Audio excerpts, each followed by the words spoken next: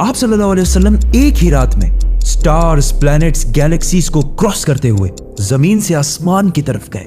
अब अल्लाह ने कुरान में एक जगह फरमाया है कि जमीन और आसमान के दरमियान हर चीज अल्लाह को सजदा करती है, विच मीन्स सारे stars, galaxies, planets, mountains, trees. लेकिन ये कैसे पॉसिबल है? सजदा तो इस तरह होता है। और कभी स्टार्स और प्लैनेट्स को हमारी तरह इबादत करते हुए किसी ने देखा है?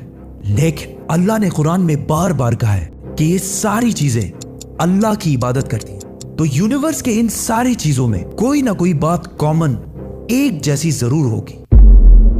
आज से बहुत साल पहले पूरी दुनिया का ये ख्याल था कि जमीन, अर्थ ही दुनिया का सेंटर है और जमीन तो साकिन है बेटा, जमीन रोटेट करती ही नहीं है, जमीन गर्दिश नहीं करती। लेकिन आज से 400 साल पहले गैलीलियो, जो एक इटालियन साइंटिस्ट थे, उसने 2 लेंसेज को अलाइन करके रखा तो उसे पता चला कि ऐसे करने से दूर की चीजों को करीब से देखा जा सकता है। छोटे लेवल पर टेलीस्कोप्स दुनिया में पहले भी मौजूद थे, लेकिन इन्हें सिर्फ फौजी और समंदरी सफरों में यूज किया जाता था। लेकिन गैलीलियो ने इसी टेलीस्कोप को इंप्रूव करके इंसानों की तारीख में पहली दफा इसका रुख आसमान की तरफ किया, जिससे उसने दुनिया से पहली बार सूरज और चांद को बिल्कुल करीब से देखा।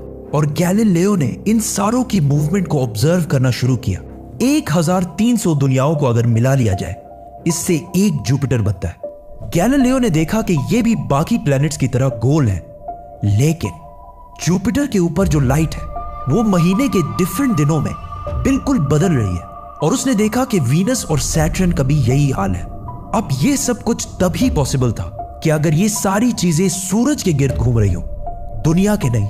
गैलीलियो ने ये बातें पूरी दुनिया को बताई कि यूनिवर्स का सेंटर दुनिया नहीं बल्कि सूरज है। लेकिन इस बात को सुनकर यूरोप के सारे चर्चेस उसके दुश्मन बन गए, क्योंकि उस जमाने के पोप का ये ख्याल था कि जमीन ही यूनिवर्स का सेंटर है। और सिर्फ पोप का नहीं, पूरी दुनिया का ये ख्याल था। जमीन तो साकिन है। जिसकी वजह से गैलीलियो को चर्च से ये सजा मिली कि वो हमेशा के लिए घर में बंद कर दिया जाएगा। लेकिन गैलीलियो ने अपना काम जारी रखा और उसकी इन रिसर्चेस को बाद में पूरी दुनिया ने माना। इवन पोप ने भी गैलीलियो के मरने के 350 साल बाद पूरी दुनिया के सामने उससे माफी मांगी और कहा कि हम गलत थे और आप सही थे। आहिस्ता आहिस्ता हमें पता चला कि जमीन यूनिवर्स का सेंटर नहीं है, बल्कि ये सूरज के गिर्द घूमती है। और सूरज भी कोई इतनी बड़ी चीज नहीं है, बल्कि सूरज तो इसके जैसे अरबों खरबों स्टार्स की तरह मिल्की वे गैलेक्सी का एक छोटा सा हिस्सा है। और ये मिल्की वे गैलेक्सी अरबों स्टार्स से बनी हुई है और ये सारे बिलियंस ऑफ स्टार्स एक ही सर्कल में घूम रहे हैं। हम तो सूरज के गिर्द घूम रहे हैं, तो सूरज जैसे अरबों खरबों स्टार्स मिलकर किसके गिर्द घूम रहे हैं? Super massive black hole. Have a supermassive black hole at their center. इस ब्लैक होल ने, जो हमारे सूरज से 40 लाख टाइम्स बड़ा है, ने पूरी गैलेक्सी को एक गोल सर्कल में रखा हुआ है। जिस तरह हमारे सूरज ने जमीन, जुपिटर, मार्स, इन सारे प्लैनेट्स को एक सर्कल में रखा हुआ है। लेकिन ये गैलेक्सी भी कोई इतनी बड़ी चीज नहीं है, बल्कि ये लाखों और गैलेक्सीज को मिलाकर एक छोटे से क्लस्टर का एक छोटा सा हिस्सा है। ये लाखों गैलेक्सीज मिलकर एक क्लस्टर बनाते हैं और ये क्लस्टर भी कोई इतनी बड़ी चीज नहीं है, बल्कि इस जैसे लाखों क्लस्टर्स मिलाकर एक सुपर क्लस्टर बनता है। और ऐसे हजारों सुपर क्लस्टर्स और भी मौजूद है। अब आपने ये नोट किया कि इन सारे स्टार्स, गैलेक्सीज, प्लैनेट्स में एक चीज कॉमन है कि इस पूरे यूनिवर्स में हर चीज किसी न किसी दूसरे ऑब्जेक्ट के गिर्द घूम रही है। और जब रसूलुल्लाह सल्लल्लाहु अलैहि वसल्लम भी आसमानों की तरफ गए तो उन्होंने बैतुल मामूर में फरिश्तों को नमाज पढ़ते हुए नहीं देखा। वो भी किसी चीज के गिर्द घूम रहे थे। लेकिन घूमने का इबादत से क्या ताल्लुक है? अल्लाह ने तो कहा है कि ये सारी चीजें इबादत करती हैं। आपको पता है अल्लाह ने ये बात किस सूरत में कही है? सूरह हज में।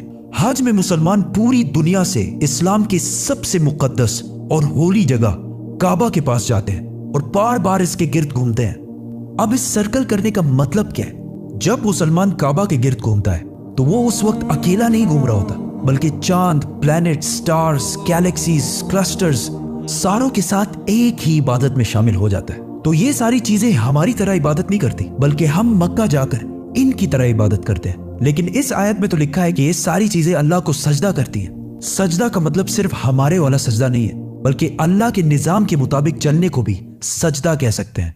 लेकिन अल्लाह ने इस आयत में सिर्फ स्टार्स, गैलेक्सीज और प्लैनेट्स का नहीं कहा, बल्कि हर चीज, पहाड़, दरख्त, जानवर, सब का कहा है। ये तो सर्कल्स में नहीं घूमते।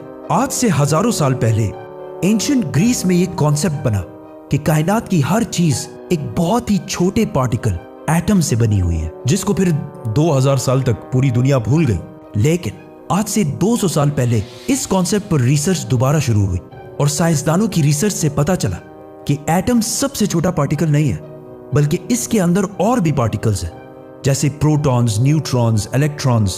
प्रोटॉन्स और न्यूट्रॉन्स हमेशा एटम के सेंटर में होते हैं और इलेक्ट्रॉन्स हमेशा इनके गिर्द घूम रहे होते हैं, ऑलमोस्ट बिल्कुल उसी तरह जिस तरह प्लैनेट सूरज के गिर्द घूमते हैं और स्टार्स ब्लैक होल के गिर्द घूमते हैं। जिसका मतलब है कि कायनात की हर चीज चाहते या ना चाहते हुए किसी ना किसी चीज का तवाफ कर रही है। और जब कोई मुसलमान काबा का तवाफ करने जाता है तो वो कायनात की हर छोटी से छोटी चीज, जैसे एटम के अंदर इलेक्ट्रॉन से लेकर कायनात के सबसे बड़े ऑब्जेक्ट्स, प्लैनेट्स, स्टार्स, गैलेक्सीज और इवन बैतुल मामूर में फरिश्तों के साथ एक ही इबादत में शामिल हो जाते हैं।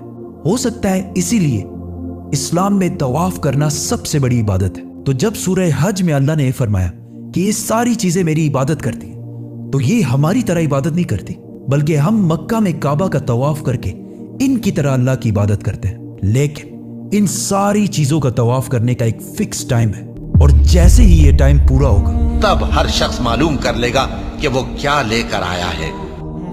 सब्सक्राइब।